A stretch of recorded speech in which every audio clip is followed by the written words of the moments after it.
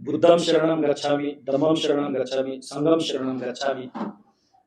आज मैं इस मीडिया के माध्यम से एक बार फिर से जितने भी दर्शक हैं आप सबको नमन करते हुए 3 बिंदुओं पे बोलने के लिए मैं यहाँ आया हूँ। मैं सबसे पहले जिस तरह आप सबको ज्ञात है कि आने वाले मई 29 को 29 को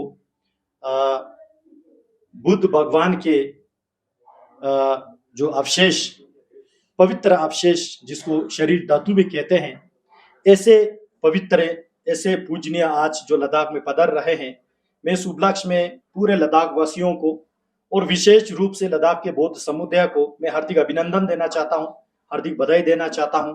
और साथ ही साथ मैं माननीय प्रधानमंत्री नरेंद्र मोदी जी को आभार व्यक्त करते हुए माननीय गृह मंत्री जी को कृतज्ञता अर्पित करना चाहता हूं और लद्दाख केंद्र शासित प्रदेश के माननीय उपराज्यपाल श्रीमान वीके सक्सेना जी को धन्यवाद देना चाहता हूं कि आपकी लीडरशिप में आपने पूरे लद्दाख को प्रतिनिधि करते हुए आपने जिस तरह प्रधानमंत्री जी से निवेदन किया और वो सफलतापूर्वक आज आप बुद्ध भगवान के जो पवित्र अवशेष को लद्दाख लाने में जो सफल हो रहा है, मैं पूरे लद्दाख वासियों की ओर से आपको आभार व्यक्त करता हूं।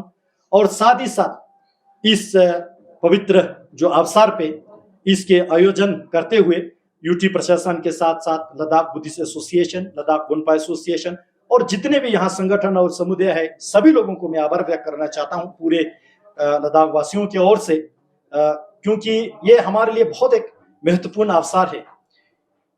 बुद्ध भगवान के अवशेष लद्दाख में लाना माने हम बुद्धों के लिए स्वयं बुद्ध भगवान लद्दाख में पधार रहे हैं और ऐसा मौका बहुत कम मिलते हैं। हमारे बुजुर्ग कहते हैं और यहाँ परम पावन कुशोक बाकुला रिम्पोचे 19वीं के अपने जो ऑटोबायोग्राफी किताब में लिखे हैं कि आज से पहले 1951 में, आज से यानी 75 वर्ष पहले जो है पूर्व लद्दाख में ये अवशेष को लाया था, पवित्र अवशेष को। उसके बाद 75 वर्ष बाद पिपरावा रेलिक्स के साथ आज जो है पहली बार लद्दाख में फिर से आ रहा है।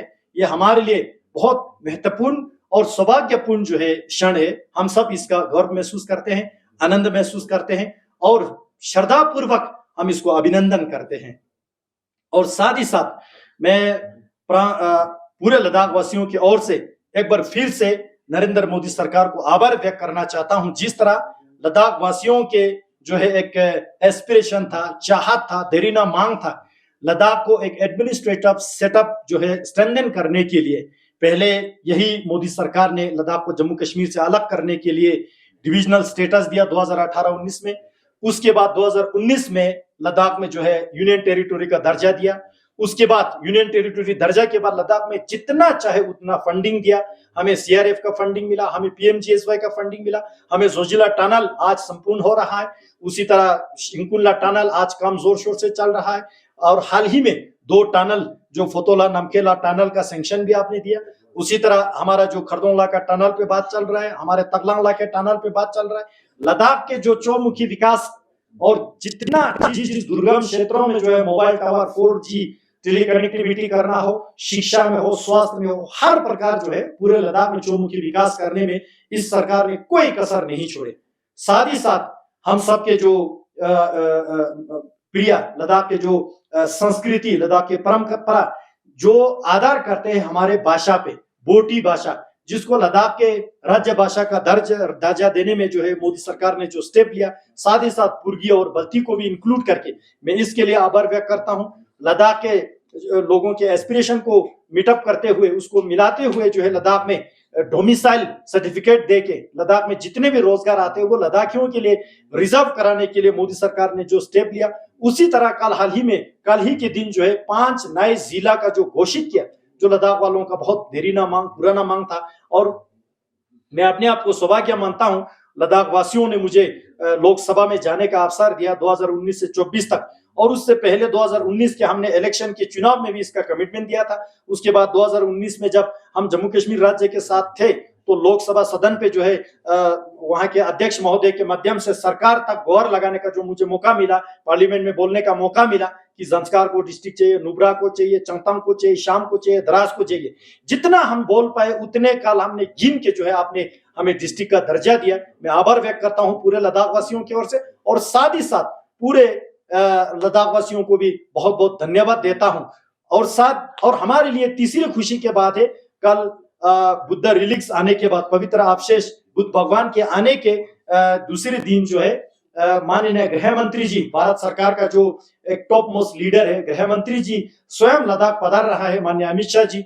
ये हम सब के लिए बहुत सौभाग्यपूर्ण क्षण है, क्योंकि मुझे याद है इससे पहले भारत सरकार से जो गृह मंत्री माननीय राजनाथ सिंह जी 2014-15 में जब यहाँ मेरे से पूर्व सांसद का थुप्तान सेवांग जी थे, तो माननीय राजनाथ सिंह जी आए थे और आईटीबीपी के मीटिंग हॉल में लद्दाख के सभी लोग मिले थे, जो भी राजनीतिक दल हो, जो भी यहाँ रिलीजियस कम्युनिटी को हो, जो भी लीडर हो, सभी लोग मिलके उनको स्वागत किया था, उनको वेलकम किया था। और पूरे लद्दाख का जो मांग था वो एक ही आवाज में रखे थे, हमने लद्दाख को यूनियन टेरिटरी बनाने के लिए। और इसी मोदी सरकार ने उसको सुनवाई करते हुए 2019 में लद्दाख को यूटी का दर्जा दिया।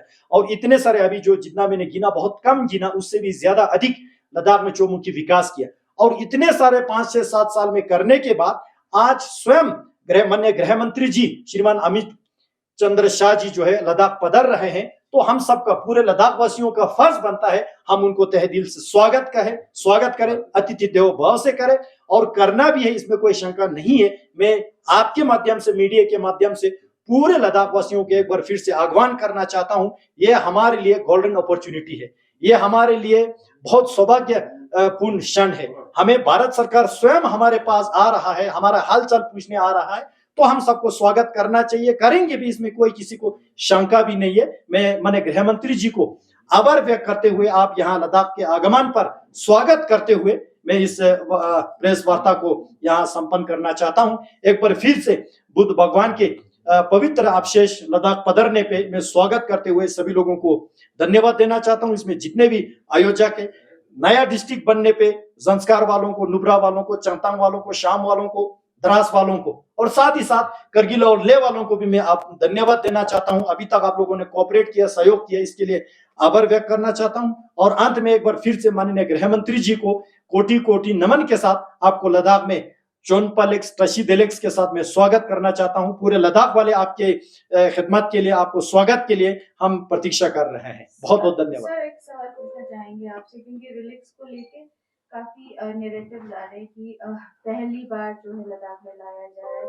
कुछ ऐसे भी आर्टिकल्स है जहां बताया जा रहा है इससे पहले भी 1950s में एक बार रिलिक्स को लाया गया है। तो हम जानना चाहेंगे ये पहला है कि दूसरा है? देखिए, इसमें इतिहासकारों का अलग अलग मत हो सकता है, लेकिन जो मैंने परम पावन बकुला रिम्पोचे जी का जो मैंने अभी जिक्र किया, कुशोक बकुला रिम्पोचे 19 का जो राणा पद्मा खरपे ठेंगवा मैंने पढ़ा, उसमें तो ये लिखा है। हालांकि उस वक्त हम तो पैदा भी नहीं हुए, तो हमें दर्शन भी हमारा सौभाग्य नहीं था, लेकिन आज हम वो रिपोर्ट पढ़ के जो है वो पढ़ा है। लेकिन पिब्रावा रिलिक्स जो है वहां कहीं विदेश में जो है इसका ऑक्शन हो रहा था। माननीय मोदी जी को धन्यवाद देना चाहूंगा, वो ऑक्शन ना होने दे के उसको भारत देश में वापस लाके उसको जो है लद्दाख आ रहा है। तो मैं समझता हूँ ये पहली बार जो है उस रिलीज का हम सब स्वागत करने के लिए यहाँ पे है।